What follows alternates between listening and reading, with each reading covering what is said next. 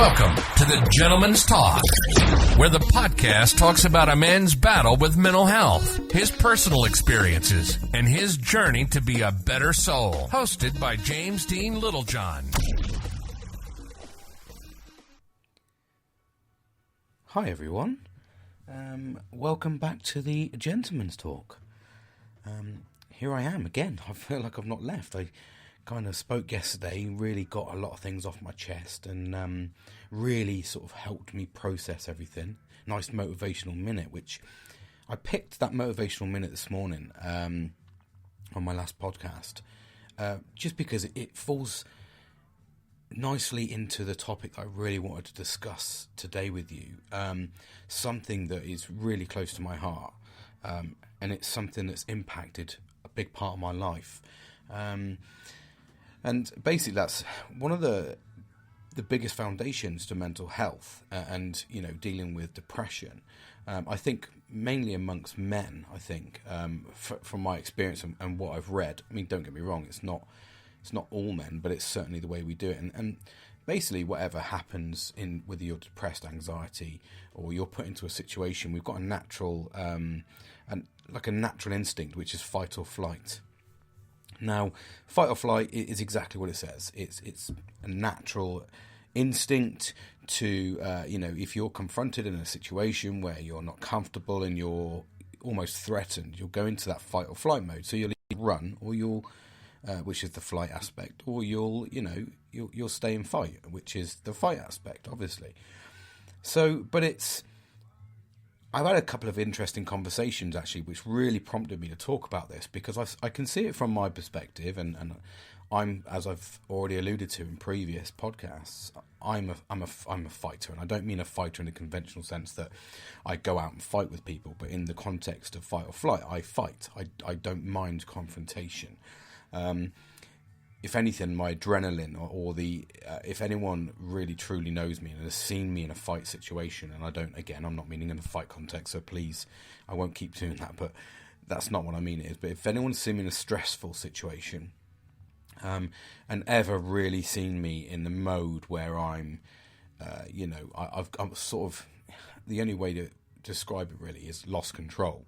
And that's where, the fight or flight for me comes in. If anyone's ever seen me in that situation, I get the biggest adrenaline rush you can imagine. So for someone like me, who's an adrenaline junkie, and I absolutely love doing crazy things, I'll turn my hand to anything, I'll try anything, and I'll have as much fun as I can doing it.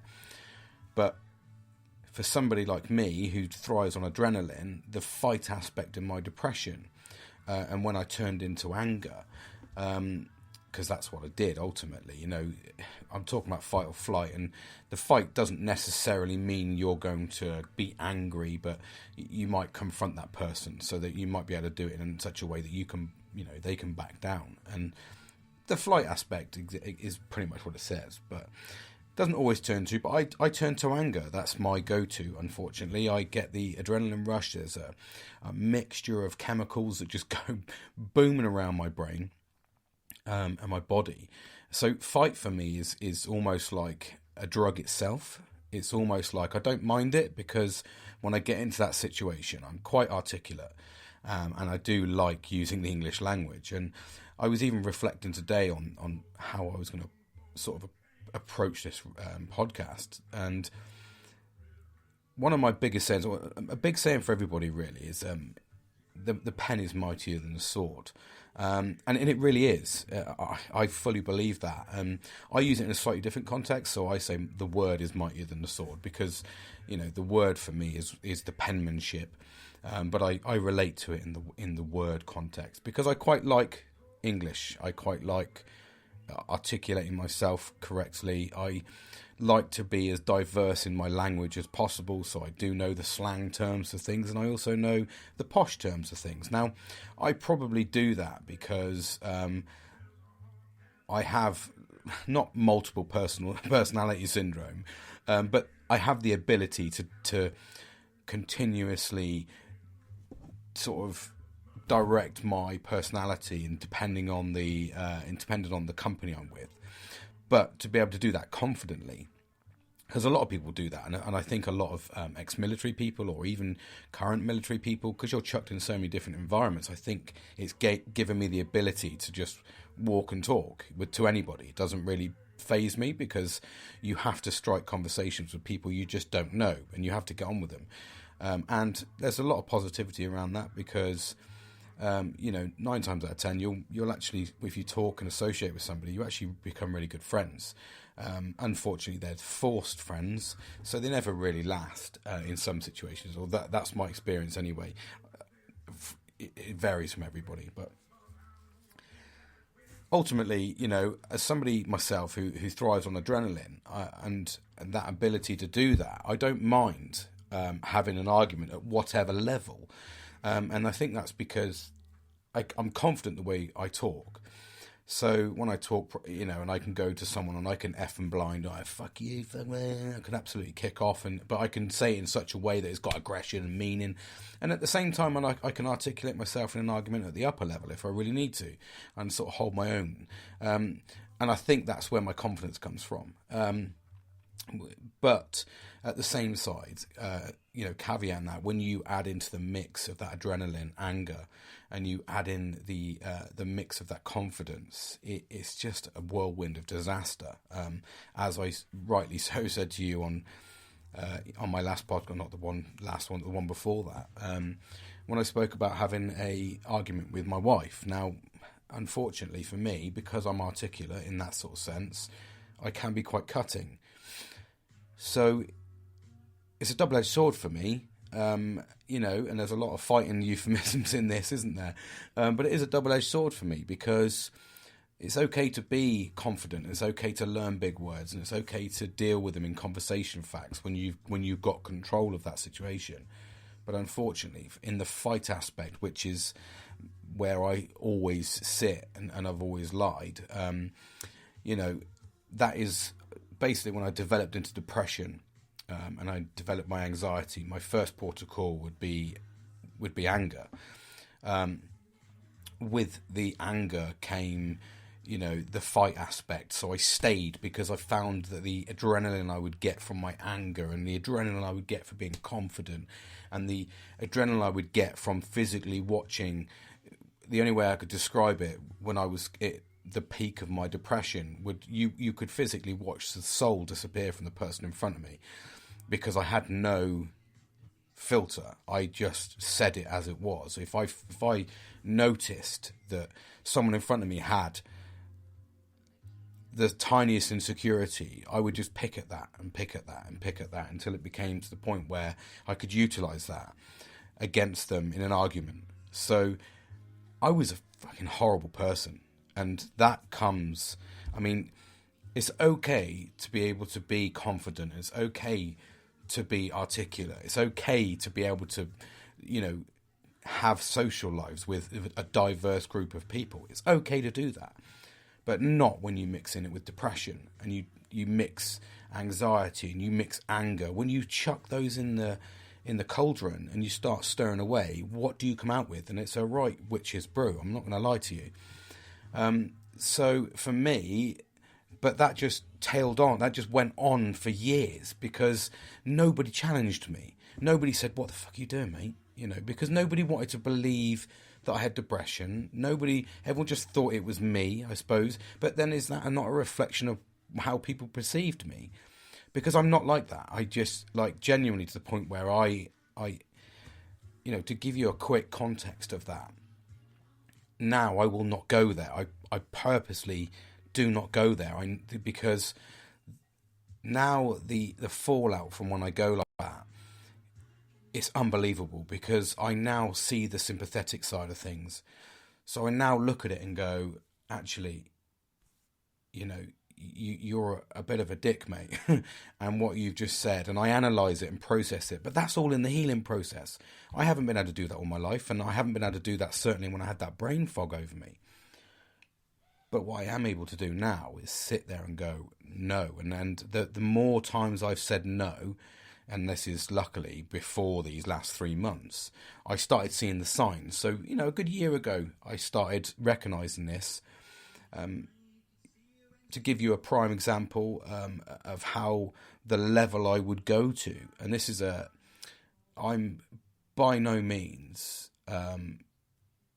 happy about this, but there was a colleague of mine, and basically I lent him a pen to sign the paper, and he was a good friend of mine. We were a close-knit family, and I openly belittled him because I asked him for the pen back, and he said to me, "You'll get the pen back when I've finished." Now, I had multiple problems with that conversation and the way that he responded to me.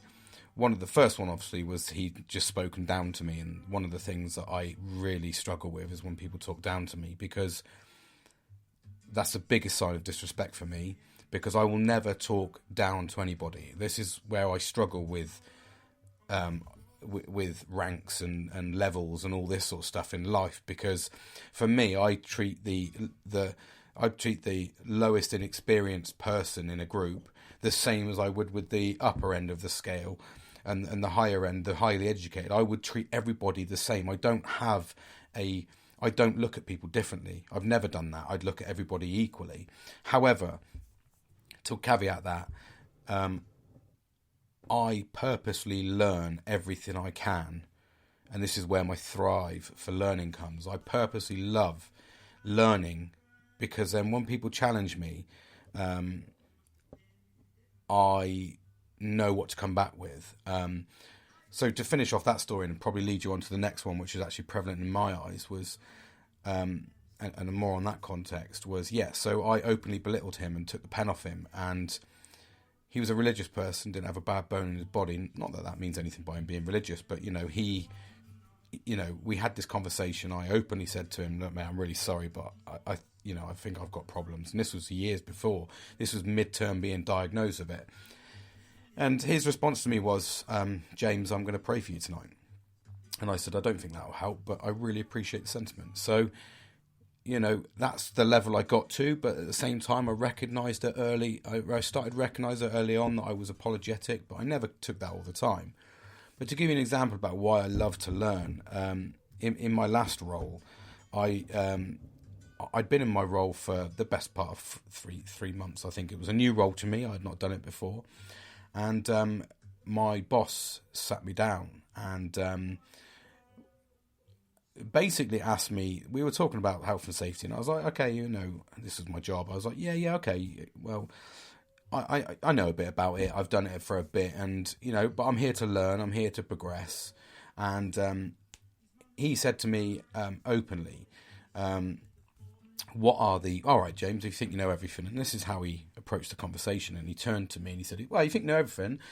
What's the 5 stages of a risk assessment?" And I know the 5 stages in the sense that they're on the paper, so it would teach me, and it's quite easy to decipher what they are. However, I didn't know them verbatim. So I turned around to him and said, I knew like 1 or 2. So I said the first and the second, and then he turned around to me and said, "Oh, you don't know everything then." So, I now know. I learnt my own acronym for it. So it's IDA: Identify, Decide, Evaluate, Review, Record, Review. So I know it now offhand, because I never wanted to be put in that situation. And in the same conversation, he said to me, "Oh, and what do you use as your hierarchy of control?" And he said, "Do you use hierarchy of control?" And I was like, "Well, of course I do. That's part of it." I knew about it. He goes, "Which one do you use?" I went, "What do you mean, which one do I use?" And I didn't know there was an acronym for this. And he said, "Oh, Eric PD." And he went, "You've got a lot to learn, haven't you, boy?" And that's how he said it to me. So you can imagine I was 40-year-old, as I keep saying to everybody, and I was very, very belittled. After 21 years experience in a trade that I was at the top of my game, I'd learned everything about that trade, and I just walked in and been belittled to the point where I was inwardly upset, and I don't show emotion. So, and then, so he basically said, "I'll give you 7 days to learn it." To learn the 5 stage of risk assessment, which I now know, and Eric PD, which is let me try and think about this actually, because see if I remember this. No, I don't. I was trying to think what it meant, but I just completely gone because I'm sat over the shock factor. It will come to me in a minute. It's like eliminate, reduce, isolate, control, Eric PD, PPE discipline. That's it. So there you go. It came out. I just couldn't think of it for all of a sudden. I was trying to get a bit muddled between the IDA and the Eric PD, but it is there anyway, But if I was really concentrating on a lesson or something like that, I would have done it. But so just goes proof in the pudding that I learnt it so that I would never be like that. And then when he came we came 7 days, and he sat me in a briefing room, and basically I gave him a presentation on it, and I went above and beyond, obviously, and I came in with charts and everything, just to prove that I knew what I was talking about. And if you ask me to learn something, I'll learn it. So unfortunately, the way I combat it is I now try to learn everything. So my brain, it seems to absorb it, so I let it continually absorb. And at the same time, like today, I was multitasking. I was doing answering emails about work. I was writing my final assessment for my degree, and in health and safety, and I was doing other things and answering calls and all sorts of stuff. So I just have this ability at the moment. It just keeps overfiring everything. But anyway, so I digressed massively there, didn't I? Got on a little bit of a big-headed compliment about myself. But anyway, so yeah, you've got fight or flight, to go back. So I'm one of these people that I'll openly fight and I'll openly confront people. I don't show fear. I'm not really like that. So, for me, the fight aspect of things, it's a really difficult one, to sort of kind of avoid for me. I always go to the fight. But I did speak to a colleague, actually, and we were talking openly, because I'm quite an open person. I like to just be honest now, and I think that, you can't wear a badge saying I've got depression and PTSD and anxiety. And you don't really want to wear that badge if you were going to, but I'm quite open and honest now. And if people have got, say, how do you get on? I'm like, yeah, I deal with X, Y, and Z. Okay. Get it right out of the way.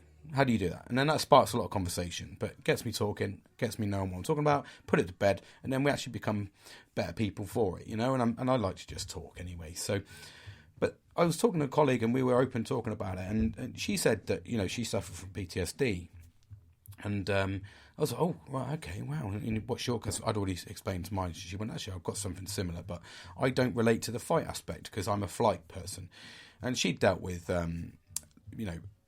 like abuse, and basically explained about it and how she didn't want to fight because she was obviously scared. So it's a different scenario. Her PTSD was relatable to something where you wouldn't want to be in this situation. Now, unfortunately for me as a male, and this is the only way I can relate to the context between fight or flight, and how I would assume that most men will try and fight. It's our natural instinct to fight. We're protectors. We're built to fight. When you look at it, that is our main purpose, Whereas women aspect, they don't like the confrontation. There is obviously the odd crazy loon out there that loves that. But, most women don't want that confrontation. They certainly don't want that confrontation from a man. So I understand. So I relate the two differences there. And she just didn't want to be out of the situation, whereas I want to be in the situation. But unfortunately, when you're in the situation, you develop anger and you develop adrenaline. When you flight, the same thing, you get the same chemicals because you're still going to get that adrenaline because that's what gives you the boost. It's you either run like Billy. If you've ever been in a situation where you've had to flight, I mean, there is a few occasions I've had to flight. If you've ever been in that situation, your body just pumps adrenaline, absolutely crazy. So it's the same when you're flight. You've got to get on, Billy Big Steps, haven't you?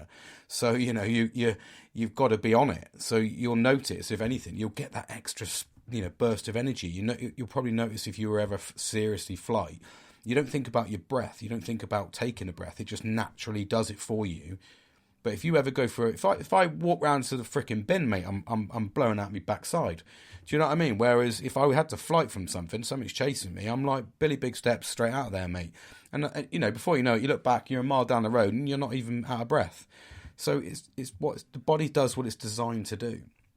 And it's the same as whenever I'm in a fight situation. Your pupils, they dilate, they open up more because you're trying to take in as much information about the scenario as possible. The same as if you're flight, the same reaction. Your pupils will open and, away they go. You want to see as much as you can. So the adrenaline does exactly what it says on the tin. Just depends on how you use it. And unfortunately for me, the anger comes in. So, you know, and when you have depression and you get these angry outbursts, and it's hard to really describe what they can be like. You know, they're sort of kind of, anyone can experience different levels of anger in different ways.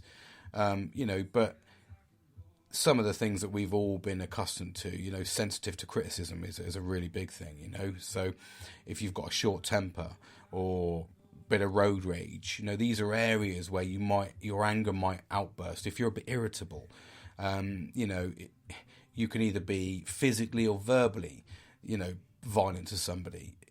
All these manifest in different ways, but at the same time, they present themselves in the same way. You get angry, and unfortunately, what people don't understand is the fight aspect can be a natural. It can be a natural. That's a natural thing we have, except with, and this is where it kind of molds into the sort of mental health aspect of it, and to try and give you a little bit of education on why it does that. So if you're a fight or flight, then you're going to naturally have that. You're going to naturally have that response. So I'm naturally a fighter. I don't mind confrontations, as I've already said. Then at the same time, I like the adrenaline rush. So, but when you mix that in with the mental health aspect, and you mix that in with depression, so, you know, we all know that with depression comes sadness and, you know, irritability, lack of sleep. You know, you look at your outlook on life is negative. You feel hopeless all the time. So when you deal with those, and you're dealing with those as depression, and then you chuck anger into it because you might have had a bit of road rage, or somebody's criticised you, or someone's a bit, you know, you're a bit irritable, or all these little mixtures of things so you've got that manifesting with depression. So you're feeling low, you're feeling useless, you're feeling, you know, there's no purpose to life. You're harbouring negative thoughts. And then you mix into that your reaction to an angry situation. So your fight, and you mix them in together. And then what have you got? You've just, like you say, you've got a right witch's brew. You know what I mean? So it's really easy for the outside to go, freaking hell, he's a bit angry. But people don't understand that the trigger isn't the anger. The anger isn't being triggered because of this person's ability. Because before PTSD, before depression, before anxiety, I could control that. There would be elements where I didn't control it because I was young, dumb, and the rest of the sentence goes. You know, so I was young. So any boy, I don't care what you say, you know, we all talk about how girls go through the periods, and we talk about, you know, how that their hormones change. Oh, they're hormonal, but you rarely hear about the impact that testosterone has on a human body. So boys or young men, you know, right up till, you know, sort of 35. You know, I think is it 30 or 32 or something is your prime as a male. It's your prime age as a male. Don't quote me on it, but it's around the 30s. But I think it might be 32. I'm sure it is. Is your prime age, but right up to them, you're still pumping testosterone around your body. So you can manifest my fight aspect younger and go before depression, PTSD, and anxiety. You can say, well, it's manifested, and then the odd time you fight. Well, there's a lot of men out there that fight. That is, you know, if you've got a young sort of person that hasn't had a fight, then you can almost guarantee that his reaction to a situation is flight. If you've met a man or a bloke and he's had a couple of fights in his life, you can know that his manifest or his reaction to an incident is fight. So it's really easy to decipher that. So we're all different people. We all deal with things differently. We all manage things differently, but we all still have a fight or flight response. Your upbringing, also not your upbringing, but your growing up, all just depends on what your reaction to that circumstance is. And because mine's always been fight, I've always had confrontations. It's probably given me that ability to lack the fear at a confrontation. I don't mind who I'm having a confrontation with, because I don't see them as a person. I just see them as somebody that I need to address. And I don't mean that in a negative way, because it's not a negative way, because, you know, now I'm maturer. in certain circumstances. I had to laugh at that one. But I've grown as a leader. I've grown as a manager. I've grown as a person. So I can manifest that, and I've learned. And this is what happens when you get with age. And this is why you normally see management in the older generations, because they've learned to control themselves. That's why when you see younger management, yes, they're ambitious. Yes, they're full of spirit. But their management style is normally of somebody that is a little bit sort of kind of a bit of a loose cannon, you know. So, and that's why there's varying ages, and that's why we have these age brackets to get into certain areas of management. You know, your mid-30s, you're looking at supervisor. You know, your 40s plus, you're looking at management, and then, you know, you get to your 50s and you're looking at director. You know, and then you look at 60 and then you're retiring. That process has never changed. It's just sometimes it comes out of balance because somebody's a little bit more ambitious in certain areas. I've tried to prove that, you know, myself. But at the same time, I've developed as a person. So this is what I mean, before and how I used to deal with things was completely different. But at the same time, I got the job done. So then I got this depression side of things and PTSD, you chuck that in the mix and you're dealing with hopeless depression. You're dealing with all those negative thoughts, and you're dealing with somebody who likes to fight in the sense of the reaction to a circumstance. So you mix all those up, and I need this level of maturity. I need to develop myself. I've been broken down systematically by many managers to know not how to lead, and that's why I think I'm a better leader, because I have had toxic leadership in abundance, if I'm brutally honest. So, you know, very selfish, toxic leadership. So for me, it's all right. It's taken a lot out of me to deal with that, but at the same time, it's given me the ability to be a better person. So they always say that the person who comes out, if a man comes out of depression, PTSD, or a mental health disorder on the other side, and he's done it predominantly on his own, then they always say, watch out, because he's a dangerous person. And it is true, because you've lived in your negative thoughts for such a long time that you're here, you've survived. I know for a fact I've done a lot more in my life with mental health than most people will go through. And I don't mean that as a trophy. Don't give me a medal. I don't want a medal. But what I do know is I've been to the lowest of lows. I can't go any lower without physically not being here anymore. So I've been there, and I've been to the highest of highs. I've flown in a Typhoon Eurofighter when I was in the RAF. You know, that you can't pay for that. You know what I mean? Unless, of course, you're a celebrity and then you get to go in it because fucking arsehole. But so I went in that and done bombing runs, and I've been at the height of my life where I've been to nice places, and but at the same time, they mean next to nothing in comparison to what I did and what's happened to me in the last 10 years. Those highs, and I can name them and label them off, but I'm not going to, because none of them will compare to the lowness that I've felt when I've been sat in front of someone and they've belittled me, or I've not been treated the way I should have been, or I've been crapped on by a friend, or I've been let down, or do you know what I mean? All of those, and ultimately being sat in that field at Christmas, those are the times where I've been to there, but nobody got me up there. All of these occasions, no one picked me up, no one got me my job now. I did it all on my own. Nobody got me to this house. I did that. Nobody got me to where I am now. I've done everything on my own. And I don't mean that as an, oh, look at me. But what I'm saying is I've been at the lowest of my low. And whilst I was there, I was running a company, or running an aspect of a company. I was running a site. Sorry, that's a bit ambitious of me, isn't it? But I was running a site. I was looking after other people. I was dealing with other people's mental health in work. I was raising a family. I was trying to be a husband. I was trying to be a son. All of the time, I've done this, and nobody knows that I've been there. Nobody was sat with me in that cold fucking field. So for me to come back from that now, and to be in a senior executive officer's job now, with a page of education in the last year. 1 year. In the last year, I've done IOSH, NEBOSH, Level 6, my teaching qualification. I've just done absolutely an abundance of learning. It's given me this mental capacity to deal with my job effectively and get me to where I want to be, where I deserve to be, because I have lived in hell. And that is the difference.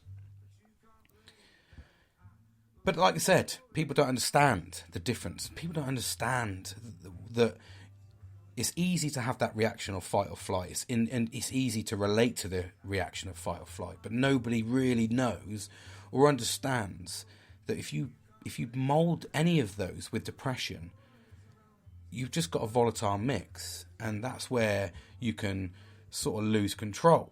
Excuse me. And there's all sorts of ways that ultimately, we can sort of deal with those problems. And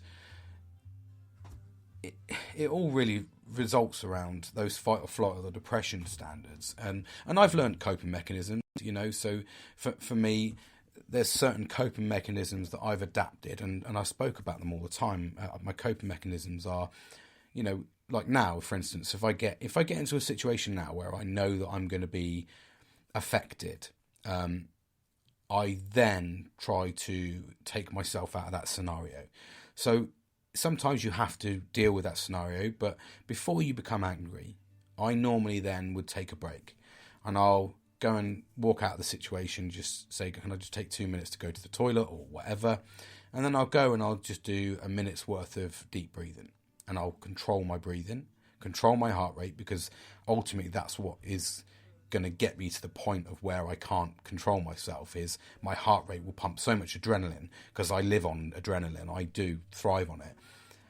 So it'll pump so much around me, I lose control. There's an ability where you can't. So I've learned coping mechanisms. I don't mean lose control in the conventional sense that, oh my God, he's going to start wielding a knife. I have to caveat that, because I'm sure that if someone's listening to this, they'll be like, this guy's an absolute Looney Tune. It's not. I'm not far from it. But I have to put things in context, So I tend to take myself out of the way. That's such a big. I can't emphasize. I mean, there's an app out there called Calm, CAL for Lima, M for Mike, and it teaches you about controlling breathing and controlling your inner monkey, as they call it, which is actually, I don't know if you haven't heard or you haven't read. I should take the time to offer some advice to anybody actually that's suffering from mental health out there. One of the first books that I ever read was the Chimp Paradox, and it's a really you can get it on Audible now, which I've got it on Audible, and it's one of those books that it teaches you to be cautious about what you feed the chimp being on your shoulder.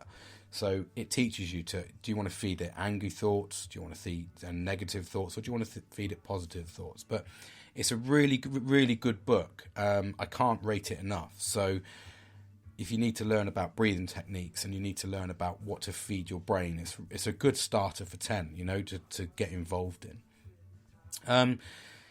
Another thing I use as a coping mechanism, which I've actually learned, and do you know what?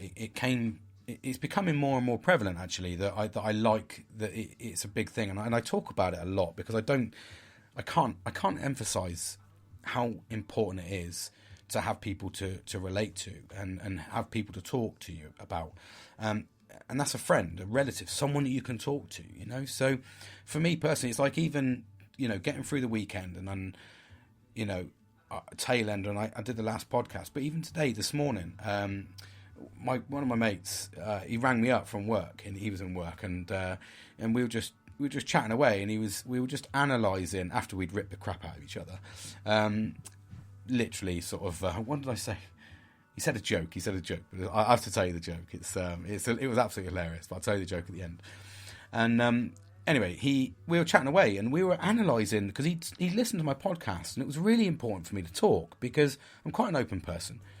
And I was talking to him, and he said, well, why do you think it happened? And I was like, the only thing I can think of, the reason why I had anxiety last week, and it was an unusual circumstance for me, was kind of that I'd kind of reverted to a flight response, which I hadn't done before.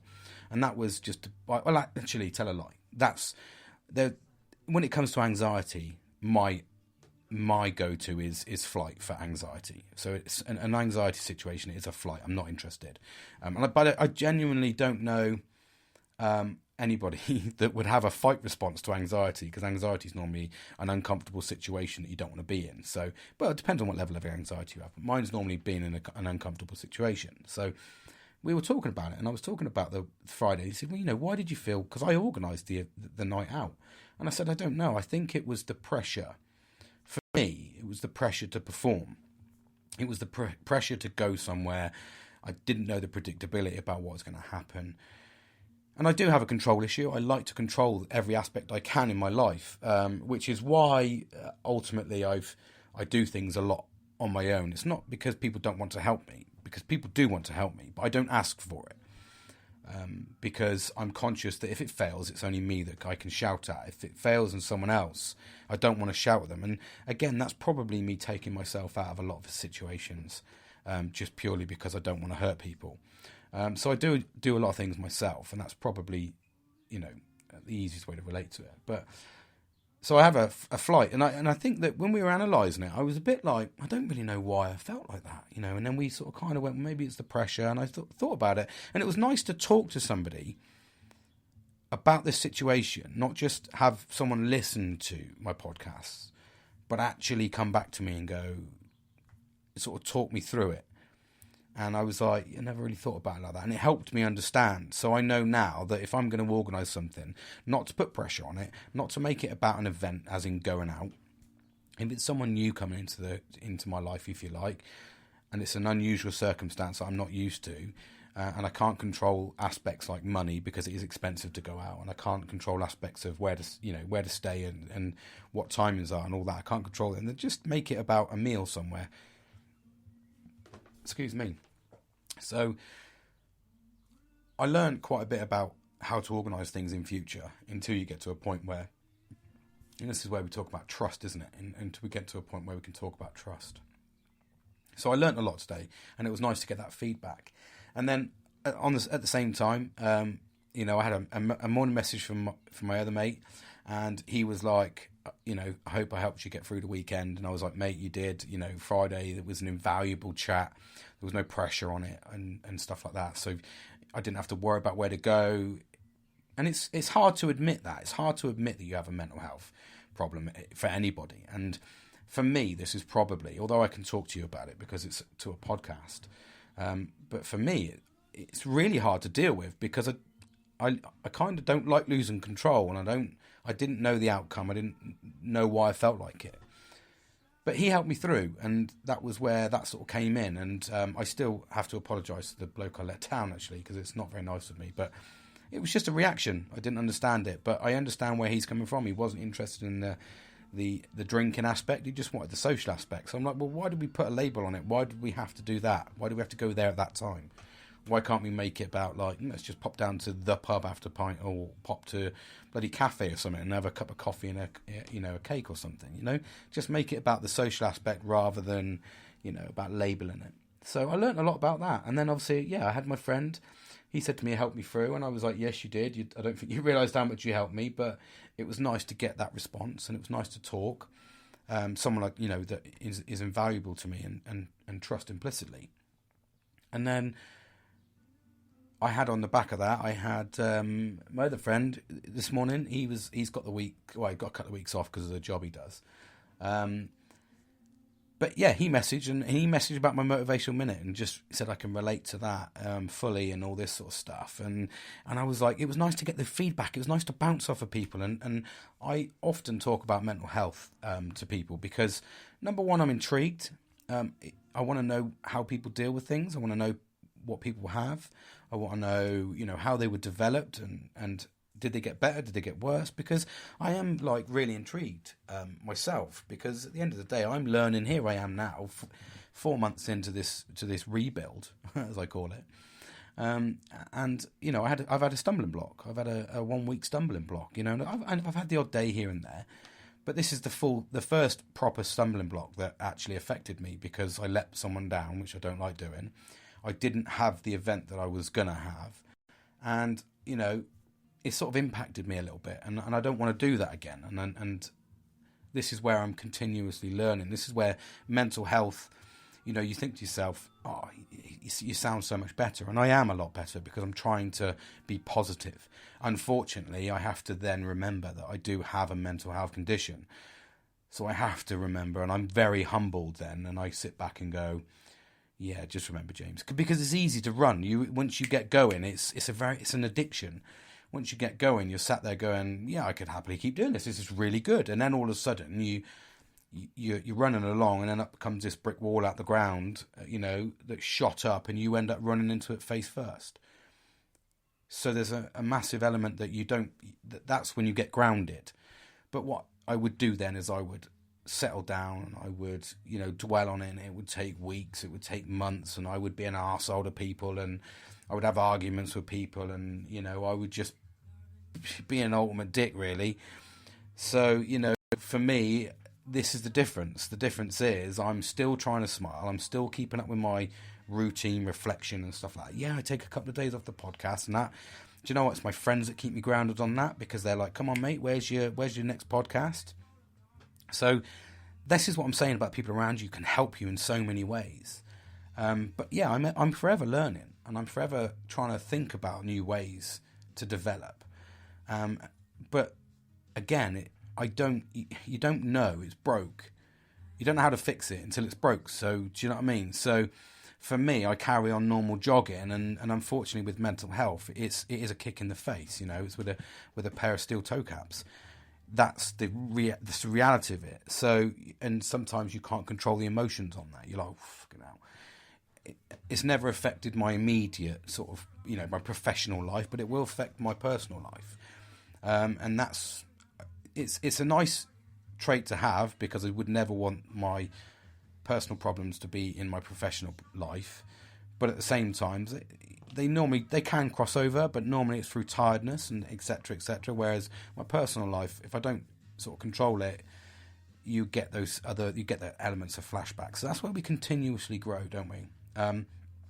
I've learnt a lot, and I don't think I would have sort of succeeded. I think I'd still be in that slump that I was in last Monday if I hadn't have pushed myself a little bit, engaged with my friends, you know, little gaming session with my brother and my mate last night. So that sort of kind of kept me grounded, kept me in reality. So formally, I'm just trying to keep up the effort.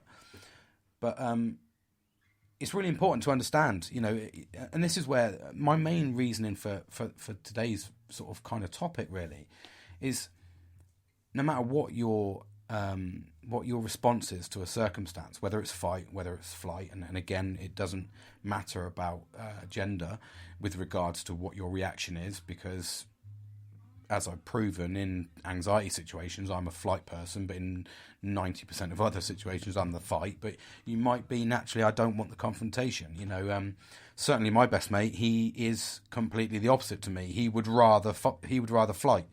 You know, so it's a prime example. He's not that person. So he's the one that keeps me grounded, because he's not getting stuck in with me. He's like, let's get fucking home.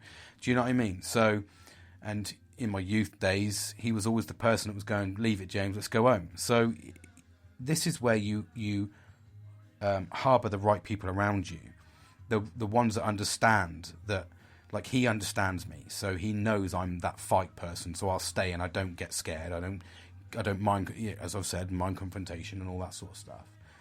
So he knows that. So he's like, well, I'm a flight person. I know that you'll listen to me because you're a reasonable man, despite your depression, PTSD, and you know, anger, all mixed in. He's grounded me a lot, and he did honestly keep me afloat a lot in those situations, especially working with him for 7 years. You know, so. But we look after each other, so it's a balancing act. But when you harbour those people that are around you, if it had been a fight person, we'd be in this situation, I probably wouldn't be here now. I'd probably be in, you know, I'd probably be in prison or something if you're surrounding yourself with similar sort of people. But that's where the understanding and who you are and what you want out of life and what your reaction is, and that's where the trust element comes in. So you need to try and be a reasonable man. Unfortunately, when you've got mental health problems, the reasonable aspect disappears, and you have to learn to control it again, which is thankfully where I'm at now. I've learned to control it. I had a little blip which was caused by my own actions, but I know that I won't put myself in that situation again. So I'm like, it's the same as I get really angry when, I set a time for things. So if someone says to me, be here for 2:00, I'll be there at 10:02 because, 10 minutes early is 10 minutes late.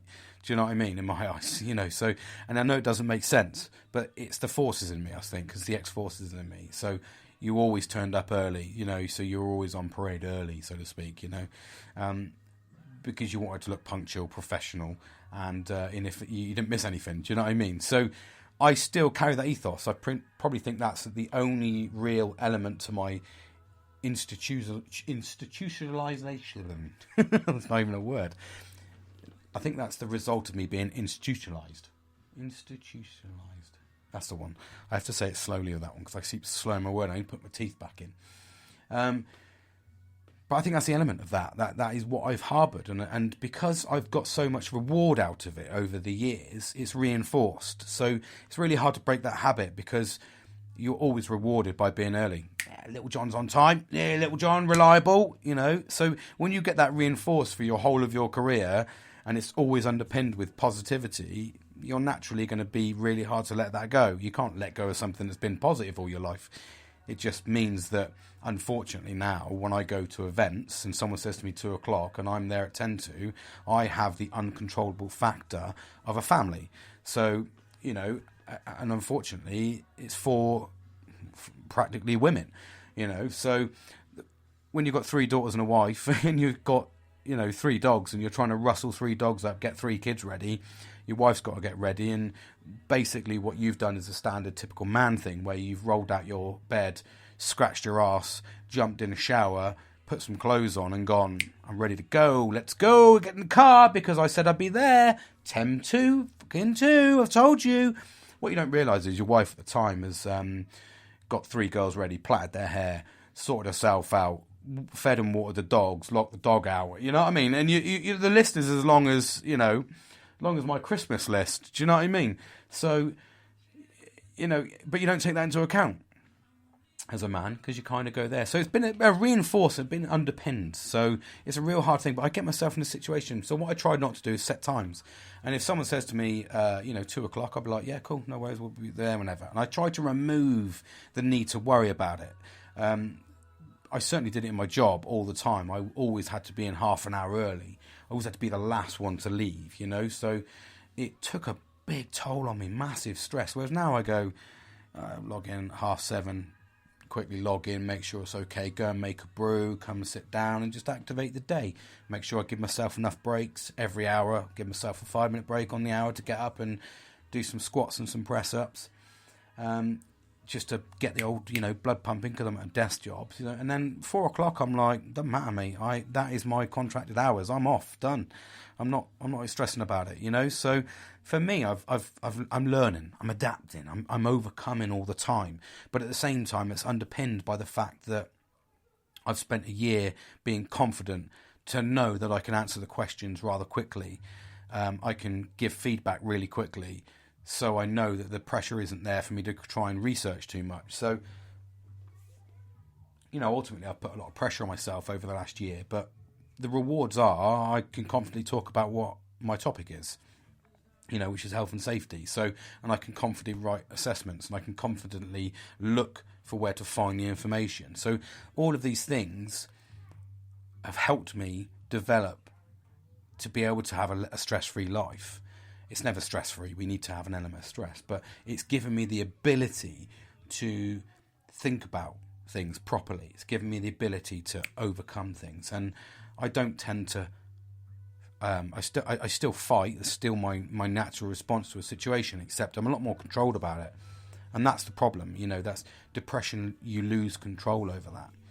So it's just really thinking about outside, if you're feeling those feelings, and this is how you've been reacting to certain circumstances, but you've not been diagnosed with depression or any mental health illness, but this is how you react, then it's certainly something you need to pursue. I think you need to look, because I did it for years, and I mean, I like say 4 or 5 years I was like that till I was officially diagnosed, and then went through the therapy. So I'm still like that all the way through the therapy. And then once the therapy stopped, because that was it done, I had no support after that. So again, you get that little bit. Well, I did. I regressed. And then that's when I made the conscious decision to go, okay, I need a new job. I need to move back to my home. I need to get some stability around my life. And then I chucked myself into a new job, learnt everything, and moved into another job. And, you know, I'm kind of building myself up. So those building blocks, you know. And my friend, actually, my best mate, come out on Friday, he goes, just remember, he said, I can see you in 10 Downing Street one day. And my dad even said to me on Sunday yesterday, he was like, he said, well, if you get to 10 Downing Street, just remember I'm your dad. You know, and that just goes to show that hopefully my ambition is noticeable and infectious, because I like it to be. I like to be an infectious person for the right reasons. You know, I like to nurture people. I like to pull people's positivity out, because it helps me grow. If I help someone grow, and it's specifically to the people that are around me, the people that I'm looking after, I will help them grow, because that helps me grow, and we grow together as a team. So I'm constantly learning forever and ever. So hopefully, as you've been listening to these podcasts, you've been discovering that there's a strategic pattern here, and that's, you know, removing negativity, stop harboring those negative thoughts. And there's, you know, coping mechanisms with taking time out. There's nurturing friends. All these things, all these little impact things that I'm telling you, they're working for me. So it's certainly something you should look at and work for yourself. Look after the people that are around you. Look after the people that are caring for you. You know, they'll help you. And if you are a fight person and you've got depression and you've got somebody around you that's recognised that, and you've been open and you're talking about it to them, or they know, they will help you. They will stop you reacting that way. I didn't have that response, if you like. I did. I had it from my mate but that was normally when we were out drinking and such like. So it was one of those scenarios where you don't want to lose control. But yeah, it's really important to nurture those, and that's why I really, really value those people that are around me more than they'll ever understand. If, you know, I would give them my world, I would happily have 5 houses in a row, you know, because I know that every day would be a brilliant day, because they're the people that I value a lot, you know. It was one of my ambitions, something I will talk to you. I still haven't spoken to you about, even all the way through this podcast. I haven't really addressed how we got here properly. And I'll get there, and it'll all become relevant once I've churned all this stuff out of my head, and given you those experiences that I deal with on a daily basis. So yeah, thank you for listening. I hope this has been insightful. It was a really important topic. I really wanted to do it last week, but I didn't feel up to doing it or delivering it or giving it the justification it needed. You know, I needed to make sure that it got that limelight, because it's a really important reaction, fight or flight. And it's with depression and PTSD, the fight or flight aspect can be exacerbated quite a bit, and that's where people can, depend on your personality, you might be able to just shout and spit and argue. You might be someone who's a bit more burly that likes to swing a lead around a little bit, you know. So it's really important to recognise those signs and see if you can eliminate them somehow, like, you know, by dealing with the depression, to help the flight not be as prominent. Having people around you that recognise that that's your trait and help you pull back and help give you advice. Loads of important stuff there, isn't there? So, you know, but it's an important topic for me. I hope you've got some value out of it, and I look forward to talking to you on my next podcast. But yeah, thank you for listening. Don't forget, guys, feedback, support, anything like that, any questions, don't hesitate, jump on my Facebook page. I'm going to start engaging with it a little bit more now, because I've had a few episodes being uploaded to it, but it'd be quite nice to give a couple of topics up there and get some discussions going and such like. I need to grow it as well, grow a little bit of fan base on there, but any medium you're on, support is always welcome to help me grow and progress. and ultimately help you. So thanks for listening, and I hope you have a lovely, lovely evening. Take care, everyone.